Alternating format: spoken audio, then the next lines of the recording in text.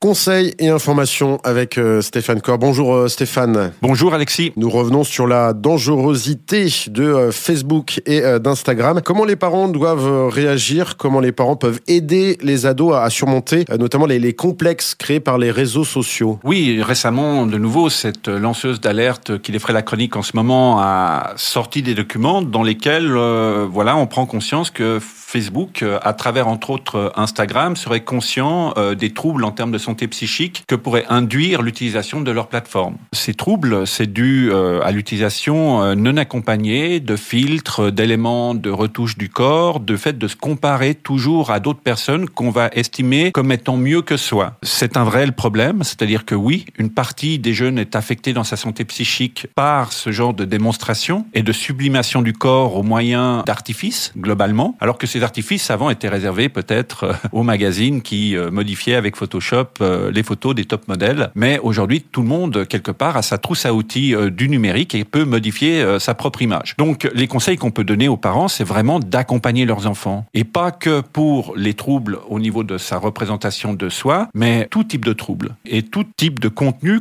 auquel peuvent être confrontés les jeunes générations sur les réseaux sociaux. Dans la vie, on a besoin d'être accompagnés, on a l'école, on a tout un ensemble de cadres qui nous permettent de mieux comprendre les choses qui nous entourent. Et puis sur les réseaux sociaux, tout d'un coup, les jeunes sont livrés à eux-mêmes et les parents se disent « Ah, mais moi je comprends rien à la technologie, de toute façon... » c'est souvent l'excuse qu'on sort. Ouais. Voilà. Non, il faut être avec eux et si les parents ne comprennent pas, il faut qu'ils demandent à leurs enfants de leur expliquer, de leur dire comment est-ce que ça marche. C'est comme pour les jeux vidéo, il faut s'intéresser à l'expérience que vit l'enfant, l'adolescent, à travers les services auxquels il accède. Et puis voir ce qui circule sur Instagram ou sur TikTok, de voir un petit peu comment les gens présentent les choses, comment quelque part les filtres modifient l'apparence des individus, comment les commentaires des fois peuvent être extrêmement perturbants aussi ou agressifs. Et comme ça, le parent peut se faire une idée et quelque part expliquer les tenants et aboutissants. Et on a vu que justement, quand les parents accompagnent réellement leurs enfants, ces éléments qui sont un risque en termes de santé psychique peuvent se transformer en opportunités. De la prévention et pas de répression. On ne tire pas simplement la prise pour éteindre l'ordinateur ou on confisque pas le smartphone. On discute, on dialogue. Voilà, plutôt comprendre que critiquer par rapport au fonctionnement de ces plateformes, surtout comprendre la nature des contenus qui circulent. Et on voit que par exemple, dans les échanges entre patients ou entre personnes qui sont victimes de certains troubles